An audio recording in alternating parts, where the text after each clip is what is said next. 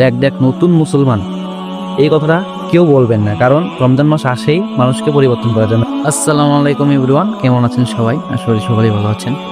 আজকে পবিত্র রমজান মাসের প্রথম শুক্রবার, সবাইকে জানাই জুমা মোবারক।